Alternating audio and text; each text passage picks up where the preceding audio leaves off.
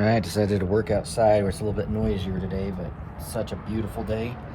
I don't want to be inside, but I do want to work on getting this track upgrade put together on this thing, so we're going to get started on it.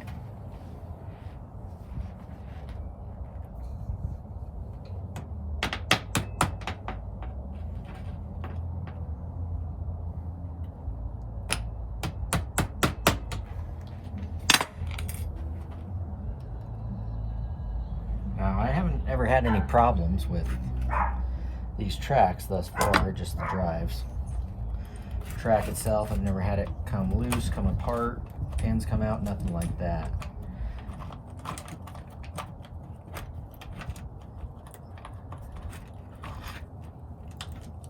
So, but I do like the holes in the new ones for the debris to come through and everything, so all in all it is an upgrade. Right. Dirty tracks.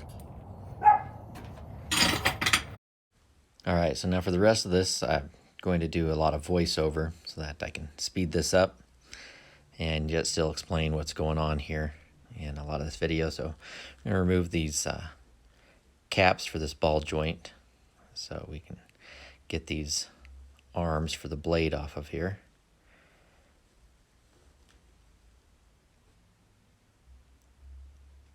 And there's just 4 bolts that hold that on, and that breaks that loose from the tracks.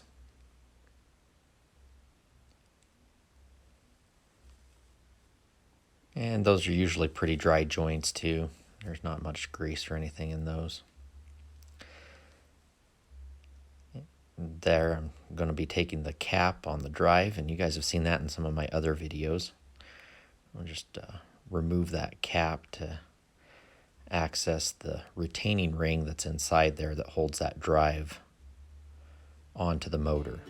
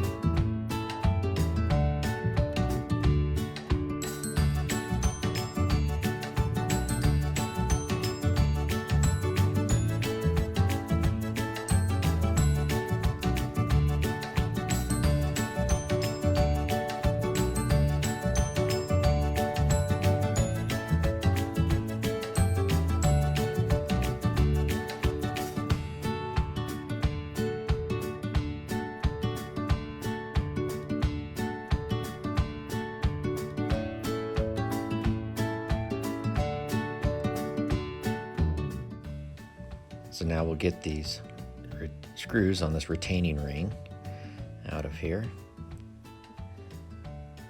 Get that pulled off.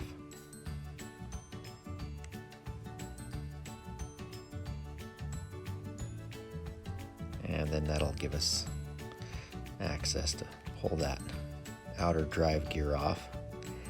And there's our bearing.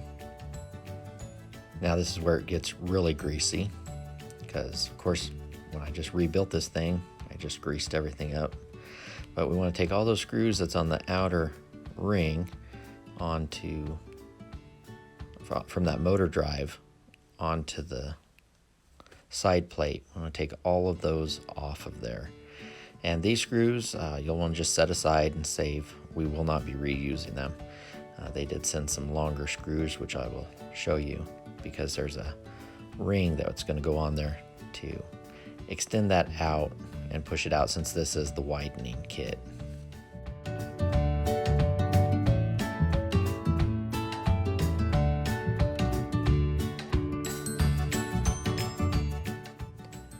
Now that we have all those screws out, pull that drive off the motor there, and you can see, so that's the pinion gear left right there on the motor, and there's another ring that attaches straight to the motor. Now on this video, I'm going to show you how quick and easy it is to actually replace the motor, if you want to replace the motor or the whole drive in itself. There's enough wire and everything to get in there to desolder and resolder onto a new motor. So it's actually a very quick and easy process to do that, as you'll see here.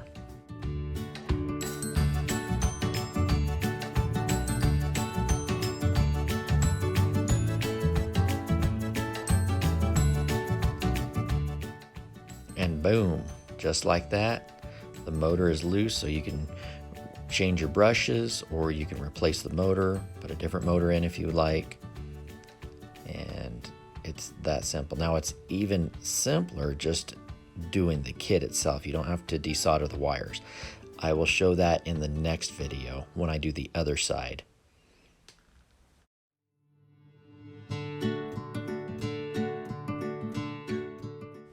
Now there's the ring that gives you that little bit of extra spacing. So we'll just call it a spacer ring.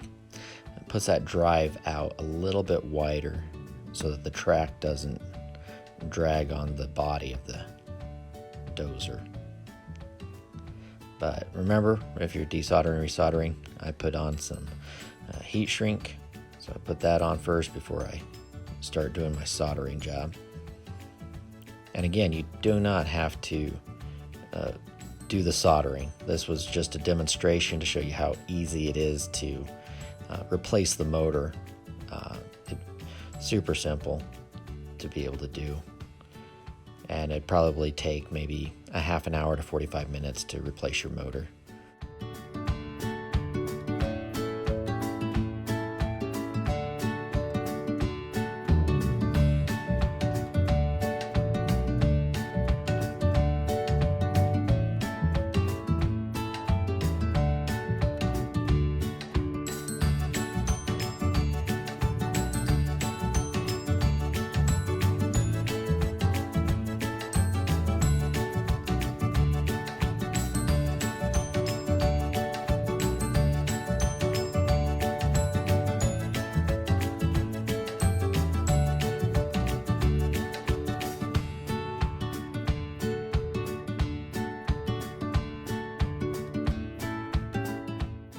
All right, now that we have the motor back in place, got all the wires soldered back on. Now, I showed you there, that's the original screw.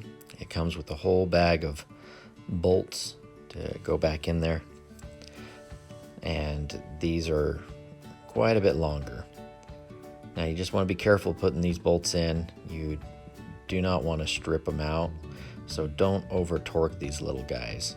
And just get it in there and a quarter turn after it. Not even a quarter turn, an eighth of a turn maybe, after you get it cinched up. And that's plenty of torque. And we get all those screws put in and move on to the next step.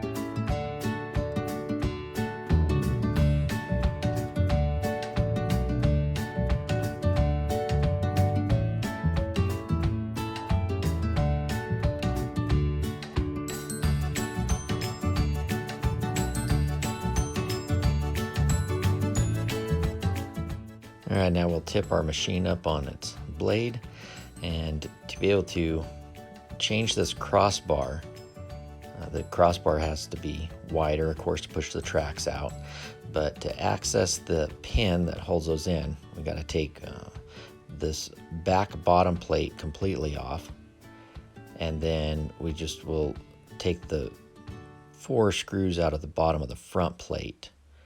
And you can take the front plate all the way off like I did the back plate there, but it's not completely necessary. And the 2 screws I was just pointing at there, you've got 2 screws that hold in your valve plate, and so those you'll want to put on first when you go to put it back together.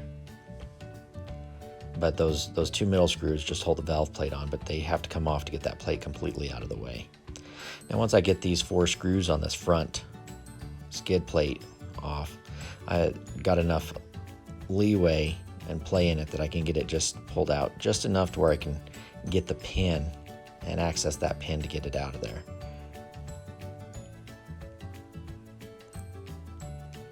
And there's just a C-clip that holds that on. So you just pop that C-clip off right there. And there she is. And that was really easy to get off of there. And then that pin will just slide towards the front of the machine.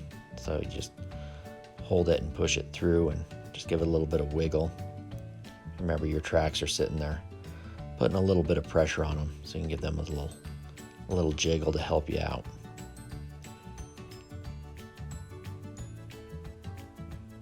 Like I'm doing right there. And there's that pin. So that was easy enough to get out. Now the next part was a little bit trickier. I decided before messing with that to take the ball joint off there, because that's all got to come off there too. There's an axle that goes all the way through the machine, through both sides of the tracks on that main axle. But right here, to finish getting that cross member off right there, I thought that those were screwed in, but it turns out it's just a pin, just like on the tracks. So just give it a little tap and then you can pull that pin out right there, and that's all that's holding that on there. So once that pin's pulled out of there, do that to both sides and you'll be able to remove that bar off of there.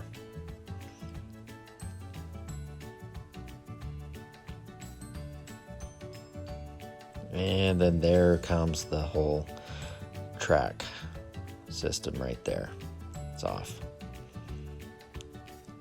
So nice and easy. And then we start working the axles. And there's the spacers, and those are what's getting replaced as well.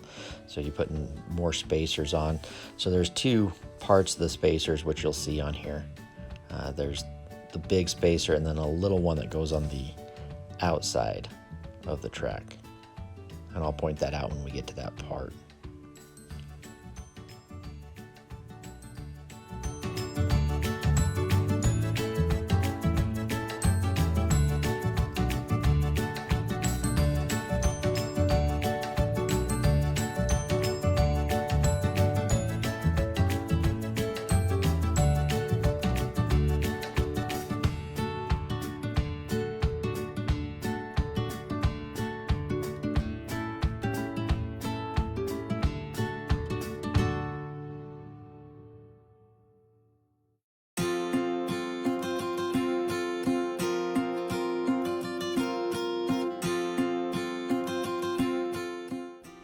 Alright, so now get this other track drive wheel system off of here and pull that axle all the way through.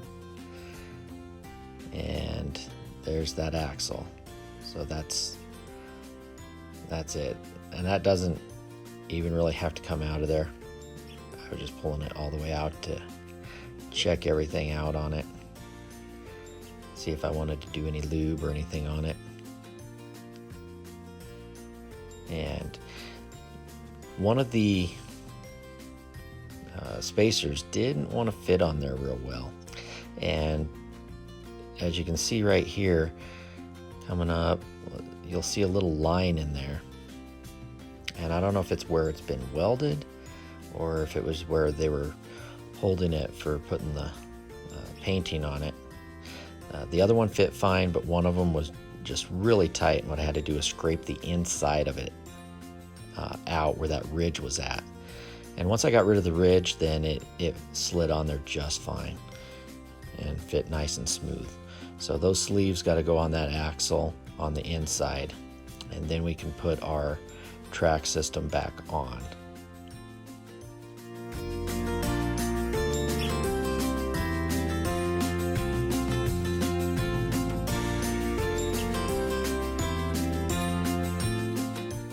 Now right here, this is the fun part. I thought this was going to be really difficult because as you can see, that round area right there, there's a little collar that's holding a sleeve inside of that, but it actually pushed out a lot easier than I thought it would. So I actually just used my ball peen hammer and just tapped on the back side of it and got that to break loose. So it was really super simple. And then that presses back in to the new one. You can see that sleeve right there. It's just like a little ball joint. And it gives it a little bit of rotation. But that just goes right inside the new one, and you use the old ring. It's like a compression fitting, and you just push it right back in there, and it doesn't fit real super tight either. So I only had to use hand pressure. I didn't have to use a hammer or anything. And of course, add a little bit of lube while I'm at it. This is the stuff that will never get hit on a regular maintenance, so might as well just give it a little bit of loving while you got it apart.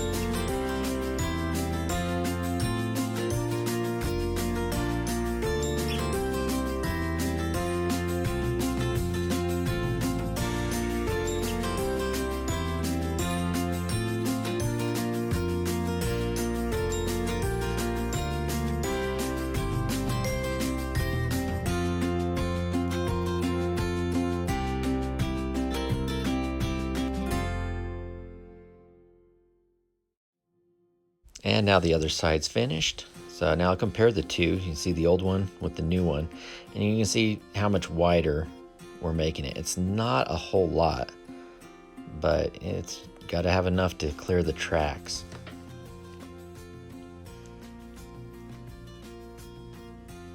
So I thought this project was going to be really difficult, but I rate it as actually fairly easy overall. It wasn't as difficult as I thought it was going to be, even though it is much more involved than just replacing the tracks with the same size of track system with the upgraded metal tracks from this guy.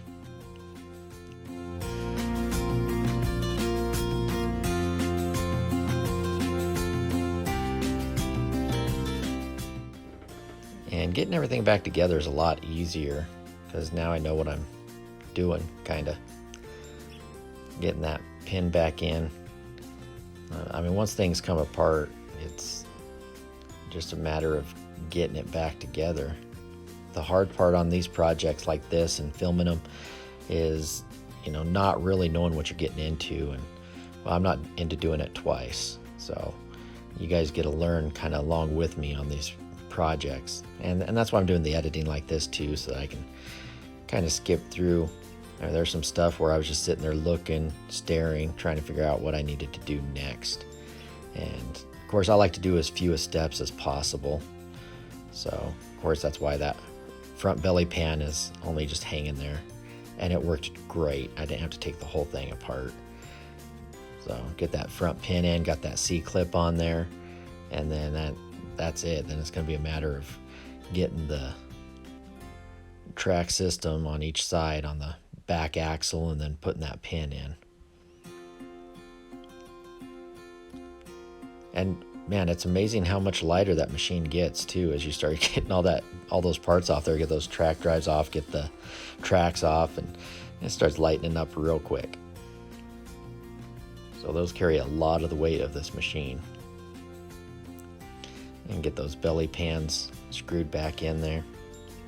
And of course, with these small screws, don't forget, just try and be careful not to strip them out or break them off.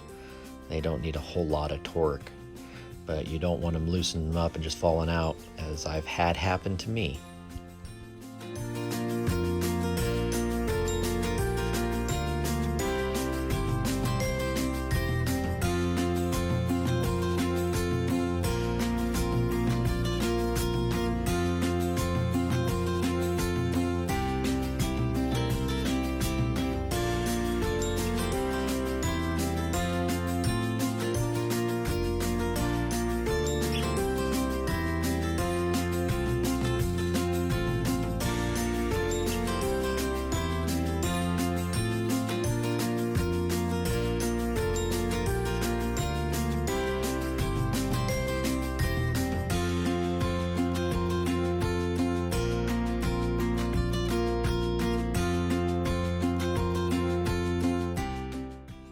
Alright, so now we get the track drives on and slid onto that axle, and then we'll get that cross member put in place, and we want to get those pins slid back in there. And it's easy enough once you get the pin slid in. I just use a pair of pliers or channel locks and just give it a nice squeeze, and it sets that pin really good in there.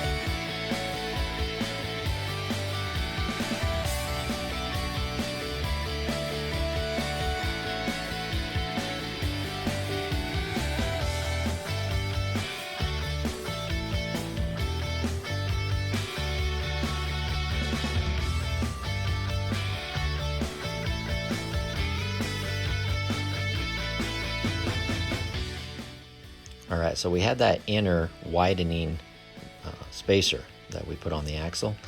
This is the other little spacer. Now this one goes on the inside right there, and same on both sides. And because the axle isn't any wider, so they sent us these spacers to put in there, so that way that axle is secured in place and there's no slop there. And they also sent a longer screw to be able to secure all that in there.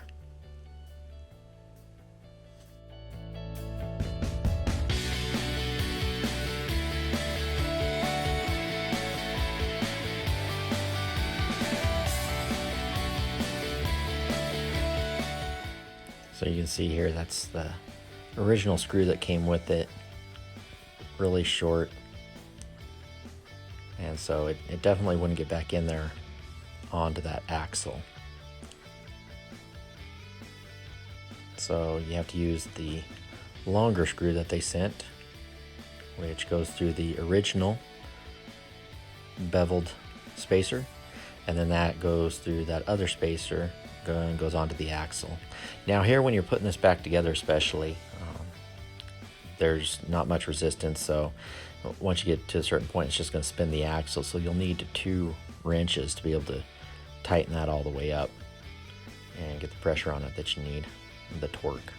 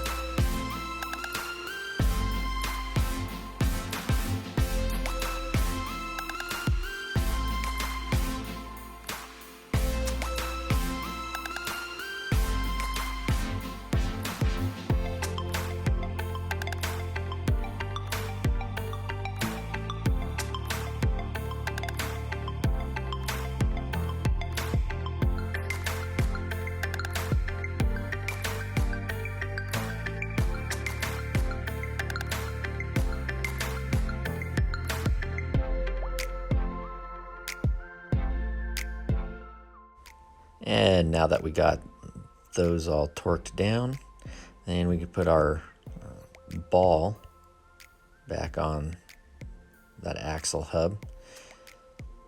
Get that ball joint secured there, and again the same, those tiny little screws, just be careful not to strip those little guys out. This isn't the best metal, and so it actually is pretty easy to strip out. Even without breaking the screws, you can strip the threads pretty easy, so just be careful with that.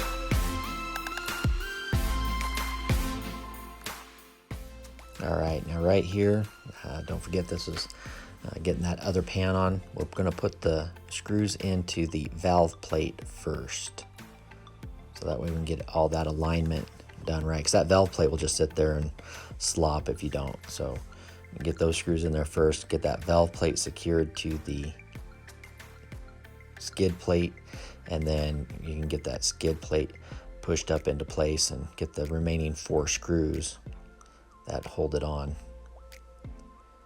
put in place. And on the back side, I have extra space in there, so I went with really long screws on it when I did the original repair, so that way even if it's getting loosened up, it won't completely come out of there. I'll notice it's loose before it drops the pan.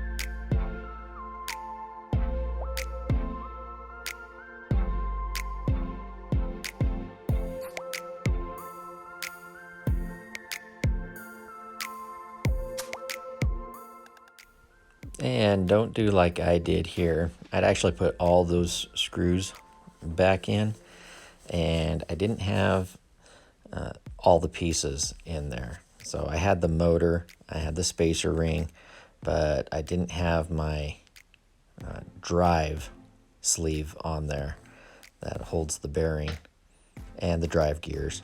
So needless to say, I had to take those all off again. And so there's actually 3 pieces to this. You got the spacer ring, which comes with the kit.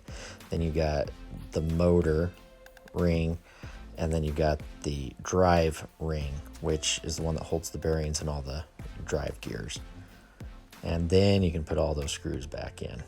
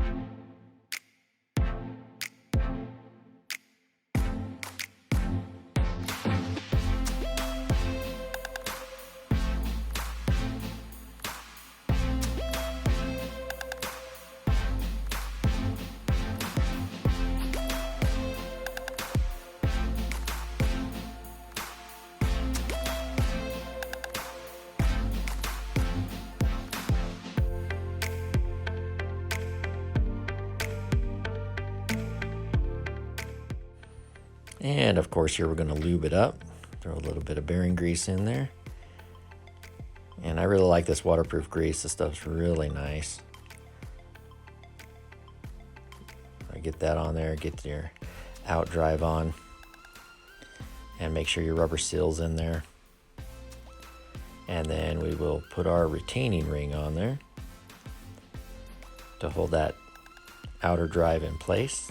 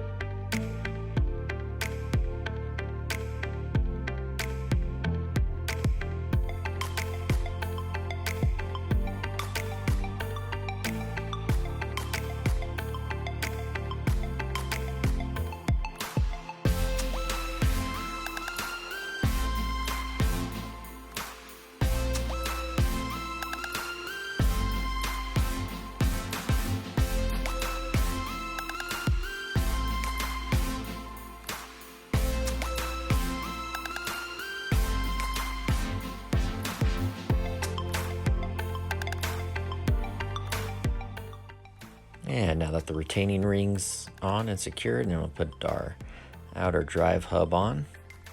And just gotta work those gears and get all 4 of those lined up. Get it on that drive. And then get all those screws or bolts secured in place on that outer cap. And we're getting close to where we can throw some tracks on this baby.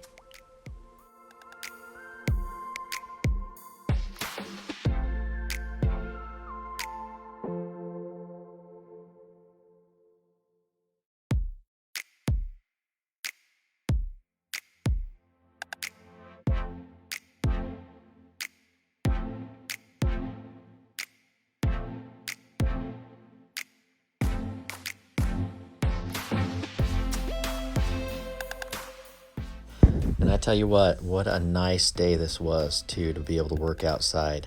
It was totally worth getting all the tools and bringing them up and using this as my bench. It was such a beautiful, beautiful day. And so now you can see the difference in the drives there. You can see where the drive alignment is. And so that's the side that's fully widened and with the drive spacers and everything. So the right side is ready to track up. And then that's where we run into some difficulties.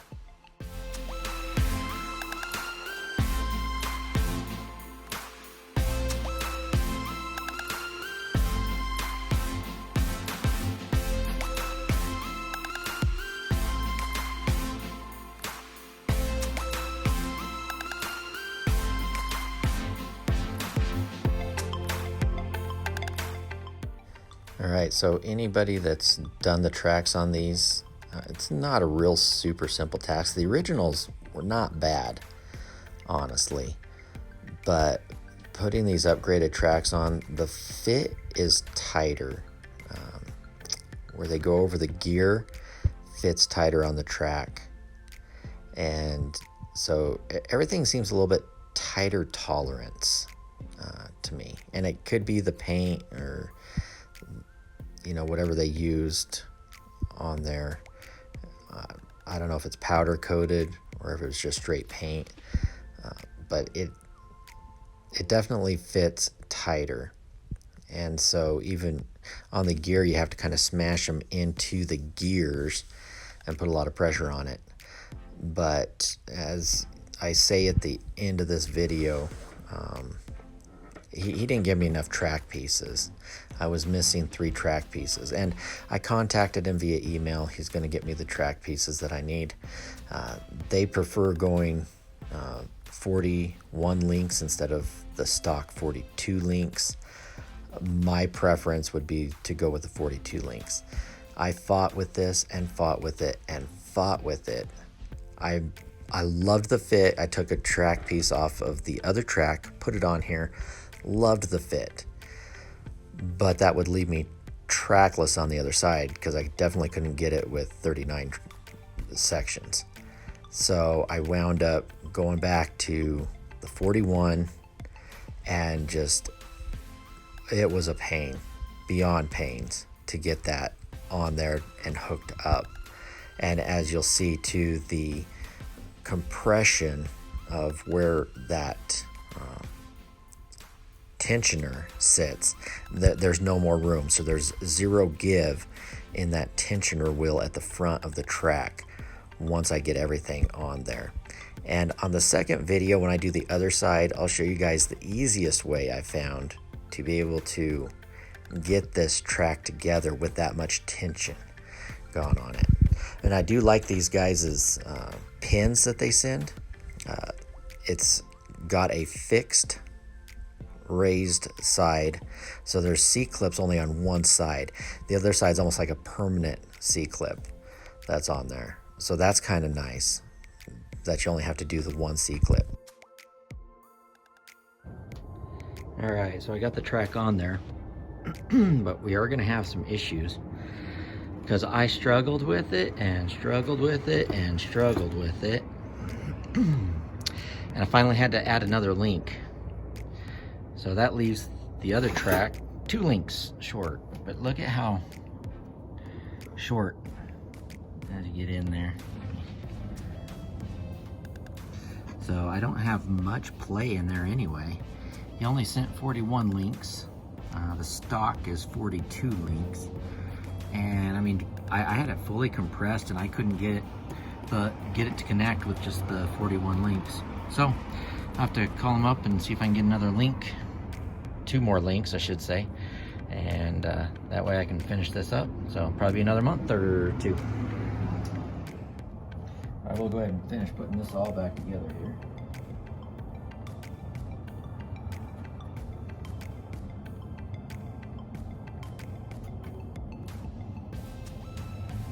Yeah, like I said, I am not going to wait for those track pieces to come in. So I did decide after this to try once again to do the 41 links. You're not going to see it in this video, but you're going to get to see what the wide track does look like on there. And in the next video, you'll see it with the 41 links and fully assembled.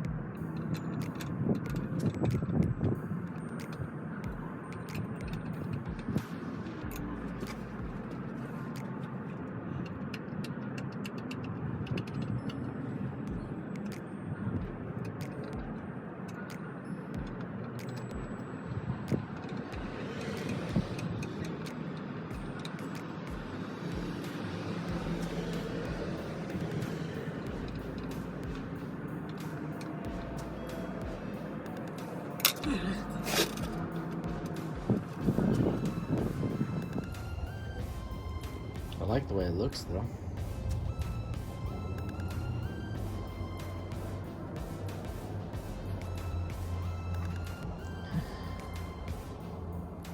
Pretty cool. I just don't like that it's going to be down for so long.